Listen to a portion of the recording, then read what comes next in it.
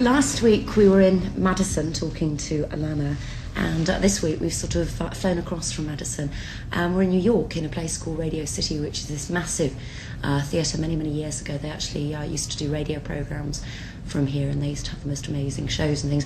Last night we went to see The Pretenders, and hence I'm sitting now with Chrissie Hynde. Not since last night. I mean, you've been back to the hotel. You've been doing all sorts of things, have I? Still today. backstage. Yeah.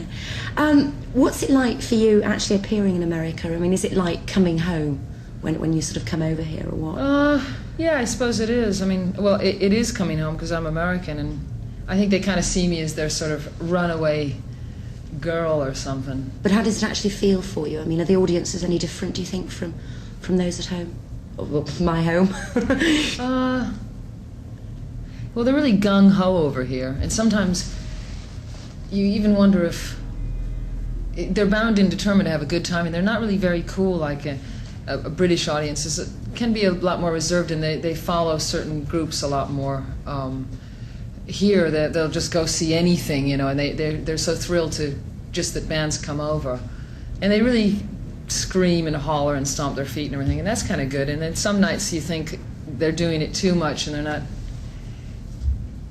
You could get away with murder, in other words. Sometimes you wonder if they're being critical enough. It depends. We've just toured here for 3 months, so generally they're really enthusiastic, and they love us. So tell us about you as a child. I mean, where were you actually born?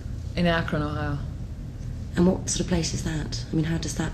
It was very industrial. It was called the rubber capital of the world because it had all the major rubber plants there: Mohawk, Goodrich, Goodyear, Firestone. And it was very industrial, and most of the people worked a lot of people worked in the rubber factories. And that's changed a lot because they've moved a lot of the rubber factories out of town now, so it's more like a sort of white-collar place now, and they've really torn down a lot of the old parts of town, and in an effort to clean up the slums and that sort of thing, they just sort of got rid of them rather than restoring anything. So it's really kind of a ghost town more than anything else, I think, now. If I go back there, I don't really recognize it. When you were a child, were you expected to actually go and work in that industry then? Oh, no. What did you always want to do? I wanted to sing. And I thought maybe I would paint or something, you know, just like pretty average. And what sort of things were you interested in at school? Music I heard on the radio, art, painters a little bit, and I suppose really mostly music. And you mean when I was a teenager? Things that teenagers like that I'd rather not really mention over the air. Were you a lively child? Yeah, I was pretty average. Extrovert? Kind of shy, extrovert with my friends probably, just pretty average. So when did you actually get involved in music? I mean, when did you learn to play the guitar and things like that? When I was about 14. And I started on the baritone ukulele, actually. Really? Yeah, which is just a ukulele that's a little bit bigger than, it's got 4 strings and a book of chords, with the strings and dots on the strings, so you know where to put your fingers. And I had a couple Bob Dylan songbooks, I think, that my brother gave me for my birthday. I remember those. I learned how to play some of those songs, and I played the harmonica a little bit, and I could play the harmonica while I played my uke, because I made something out of a coat hanger. And then I got a guitar, and then I got some more guitars, and I wasn't that ambitious as a guitar player, but I kept doing it pretty consistently up until I went pro at the age of 27, so I guess that was for quite a long time. I was in the closet. Did your family encourage you, music-wise, at all? They didn't really encourage me or discourage me. It was kind of like my hobby, the thing I did on the side. They were really trying to encourage me more to pass in school, which I wasn't doing, so I think they were more concerned about the fact that I was kind of always just about passing and not very good student, and maybe not quite as normal as they would have liked me to have been. I always get the impression, and that's because I don't know that much about the American education system, but through things that you see on television, people here tend to be students for a lot longer So were you quite different in that way? Yeah, they seem to go on forever doing grades and this, that, and the other. Well, what they do here is they just go to school to kind of stall because they don't really know what they want to do. And usually your parents have to pay for it, so your parents have been working all their lives to save up to send you to school because they don't have the kind of system they do in Britain, where you can go. I mean, you can get a scholarship, but then you have to have pretty good grades, and so, just average people really have to pay to go. So a lot of people have to work while they're going to school to put themselves through school. So then, you're probably more inclined to either want to stay because you can't really take it for granted very easily when you're working to do it, or your parents are paying for it, so you feel you better stay in, and because they're kind of paying for it. Now, I didn't fall into either of those two categories. I just dropped out. I just didn't care, and I went to university for about 2.5 years. What were you studying? Art, fine and professional art, but I knew I couldn't make a career out of that because I wouldn't be able to go into commercial art because I just personally couldn't do that. I'd rather be a waitress and then go home and paint on the weekends than to have a commercial art job which wasn't fulfilling sort of creatively.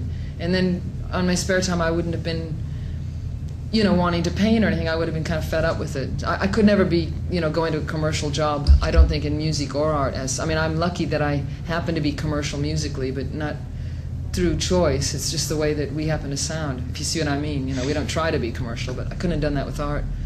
Well, being creative and being told what to do, they don't actually go together, do they? Or do they? No, they don't. So when you learnt to play the ukulele and then the guitar, did you actually sort of perform for people? Oh, no. I just played with, I had a friend that we used to, a girlfriend. We'd work out songs together and, folk songs. Yeah, I had some more of my friends played and stuff. I was a little bit too shy to get involved with the guys I knew who played. And they used to get back to the art room on Monday and talk about the jams they'd had over at someone's house on the weekend. And, I was kind of, not jealous, but, my feelings were kind of hurt that I couldn't be included in all that because I was a girl and I wouldn't have let them see me play Born in Chicago on the guitar or anything, so I would have just been too embarrassed. So I never learned how to jam with other people and play with other people. I just kept it to myself, which is why some of my time signatures and things, when we started out, were a little bit, offbeat and were a bit quirky maybe. I was doing what came natural to me. I hadn't been playing a lot of 12-bar blues riffs and jamming for the past 10 years or something, like a lot of the guys. So when you left school or left university, what was the first job that you had? Worked in an art gallery for a while and framed pictures, and then I was a waitress for about 6 months or 8 months, and then I painted coats of arms, for some sort of mail order firm, American, just some sort of quack firm who you send them your name and they work out your family crest and everything, really bogus. And then finally, when I was painting these chevrons and things, one day I just said, that's it, I'm off. And I just bought a plane ticket and left. And went to? To London. How long had you thought about that beforehand? Oh, for years. I knew I was going to leave eventually. I wasn't going to stay in Akron. I didn't even want to stay in America. So I didn't go to New York or California or any of those things. I just got out of there. Why did you want to get away? Because I just didn't really, I couldn't find any place where I could fit into the lifestyle in America. Certainly not in the early 1970s when I left. So what was it about London that fascinated you? Why not Rome or Paris or something? Because I spoke English, so I thought at least if I'm going to be in a different country and I don't know anybody, at least that's some kind of starting point. Or I thought I spoke English till I got there. Then I found out I couldn't speak English. Had you saved money? Yeah, I had about $500. Were you disillusioned in any way when you first got there, or did it live up to the expectations? Well, Tie a Yellow Ribbon Round the Old Oak Tree was #1 in the charts when I got there. And I didn't... Impressed, eh? Yeah, I didn't bump into Mark Bolan the first week I was there either, so I was kind of disappointed about that. And it was just culture shock, and I was kind of thrilled because it was so different. The pubs and the people, and the fact that you could get around and there was a transportation system. I'd never been on a train or anything like that before. So I felt like suddenly I was home free. I could go wherever I wanted to, and I didn't have to really rely on anyone. I was sort of my own man in a way. So I loved that freedom, and I just started getting little jobs to support myself. And you could live so cheaply, or well, you can't really, but of course you can always find something if you are determined, and I did. Did you know anybody at all? Mm-mm. So who did you make friends with, first of all? Just whoever would talk to me. You can make friends really fast when you're in a country and you don't know anybody. Mm. Because if you're waiting at a bus stop and you live in that town, then you don't talk to the guy sitting next to you, because you're thinking about where you're going or whatever. But when you don't know anyone and someone's sitting next to you, all they have to do is ask you for a light, and then you just start talking, and after you've been speaking to this person for 10 minutes, that's sort of your best friend in the whole world. You know that person better than anyone else. So then if they say, well, we're just going over to have a couple drinks with some friends, do you want to come? You're like, well, yeah, because you got absolutely nothing else to do.